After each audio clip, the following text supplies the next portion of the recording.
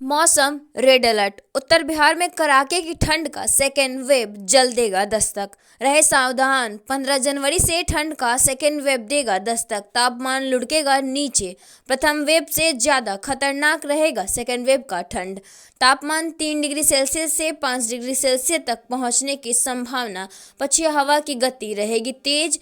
15 जनवरी से भीषण ठंड दिखाएगा अपना असर। पुत्र ने कराई पिता के अपहरण की गलत प्राथमिकी। जलालपुर कोपा थाना क्षेत्र के मुसहरी गांव के सुरेश माझी ने अपने पिता छऊ माझी के अपहरण करने की गलत प्राथमिकी दर्ज कराई है।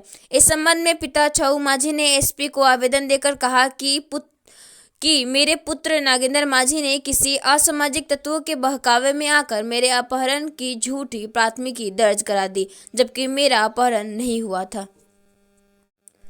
गायत्री महायज्ञ से प्रज्ञा पुराण कथा का उद्घाटन। जलालपुर स्थानीय प्रखंड के बसडीला में चल रहे 9 कुंडलीय गायत्री महायज्ञ से दूसरे दिन प्रज्ञा पुराण कथा मंच का उद्घाटन भाजपा नेता हेमनारायण सिंह ने दीप प्रज्वलित कर किया। बलिया उत्तर प्रदेश से प्रज्ञा पुराण की कथा वचन हेतु पधारी कंचन चौबे ने कथा श्रवण करने हेतु पहुंचे सैकड़ों श्रद्धालुओं को बताया कि सनातन संस्कृति की रक्षा के लिए प्रज्ञा पुराण कथा आवश्यक है। कथा से वेदों पुराणों के ज्ञान की प्राप्ति होती है। जिस प्रकार शिक्षा ग्रहण हेतु विद्यालय में जाया जाता है, उसी प्रकार वेदों और पुराणों का ज्ञान प्राप्त करने हेतु, संस्कार प्राप्त करने हेतु पुराणों के शरण में जाना होता है। उन्होंने बताया कि प्रवचन और सत्संग जहां हम तो जाते हैं, लेकिन अपने बच्चों को नहीं ले जाते हैं। हमें अपने भावी पीढ़ी को इस संस्कार और संस्कृति से जोड़ने के लिए उन्हें भी लाना चाहिए। उन्हें संस्कार से जोड़ने की आवश्यकता है। मौके पर डॉक्टर पीके सिंह, मनोज पांडे, संजय तिवारी, रंजनी पांडे, राजकिशोर यादव, जय किशोर यादव, निरंजन प्रसाद सहित कई गणमान्य लोग उपस्थित थे। ITI पास युवाओं को अग्निवीर बनाने के लिए चलेगा विशेष अभियान। ITI औद्योगिक प्रशिक्षण संस्था पास युवाओं को भारतीय सेना में भर्ती होने के लिए प्रेरित किया जाएगा। विशेषकर अग्निवीर को बहाली में ITI पास अधिक से अधिक युवा जाएंगे। इसके लिए विशेष अभियान चलाया जाएगा।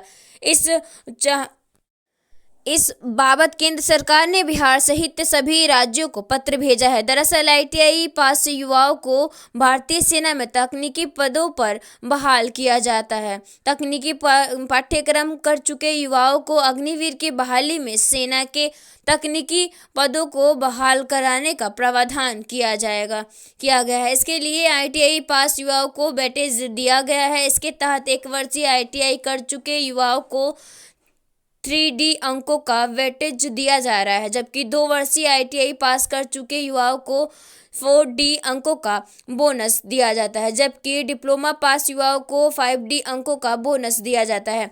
इसी अवलोकन में केंद्र सरकारों ने कहा है कि ITI पास युवाओं के लिए यह सुनहरा मौका है कि भारतीय सेना में अपना योगदान करें। विशेषकर जो ITI पास करने के बाद राष्ट्रीय की सेवा करना चाहते हैं, वे अग्निवीर के तहत भारतीय सेना का जवान बन सकते हैं। सभी ITI संस्थानों में अनुरोध किया गया है कि अपने यहाँ पढ़ने वाले बच्चों को लिए इसको प्रेरित करें। अग्निवीर योजना की खासियत बताइए, साथ ही छात्रों को मिलने वाले बोनस अंकों के बारे में भी जानकारी दे, ताकि अधिक से अधिक छात्र अग्निवीर योजना में शामिल हो सकें।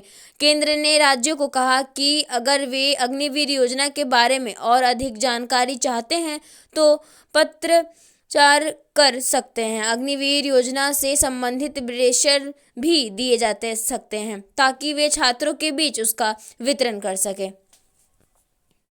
हाथियों ने मचाया उत्पात, तोड़ा घर किया फसलों को बर्बाद। सिमरिया प्रखंड क्षेत्र के केंटू टोला बरसाइत में हाथियों का उत्पात लगातार जारी है। बीते मंगलवार की रात्रि हाथियों के झुंड ने एक बार फिर जमकर उत्पात मचाया है। हाथियों ने 3 घरों को ध्वस्त कर दिया, जबकि दर्जनों एकड़ में लगी फसलों को रौंद डाला है। इसकी जानकारी ग्रामीणों ने वन विभाग को दी गई है, लेकिन ग्रामीणों ने बताया कि देर रात्रि हाथियों का झुंड केंटू का टोला बरसायत गांव में देवा नारायण साव को 4 दीवारी फूल गोभी, बांधा गोभी, राय, सरसों का फसलों को बर्बाद कर दिया और मकान में रखे चावल, धान, गेहूं, मक्के इत्यादि को चट कर गए। भुक्तभोगियों ने बताया कि झुंड में लगभग 20 की संख्या में हाथी मौजूद हैं, जिसमें उनके छोटे छोटे बच्चे भी शामिल हैं। जंगली हाथियों द्वारा क्षेत्र में लगातार उत्पात जारी है, जिसका भुक्तभोगी ग्रामीण हो रहे हैं। हाथियों से के उत्पात से देवनारायण साव, नागेश्वर साव और धनेश्वर साव का मकान क्षतिग्रस्त हो गया।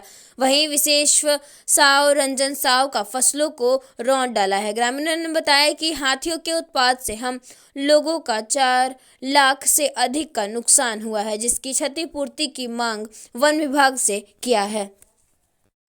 पूर्णिया में घूस लेते रंगे हाथ पकड़ाए राजस्व कर्मचारी, दाखिल खारिज के नाम पर मांग रहा था 35,000। निगरानी की टीम ने किया गिरफ्तार।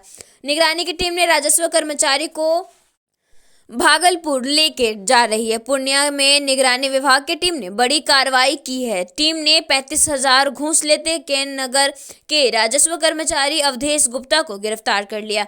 4 जनवरी को मुख्यतर आलम ने निगरानी मुख्यालय में शिकायत दर्ज करवाई थी। आरोप लगाया था कि अवधेश गुप्ता दाखिल खारिज करने के नाम पर 35,000 रुपए की घूस मांग कर रहे हैं। इसके बाद निगरानी की टीम ने आरोप की पुष्टि की।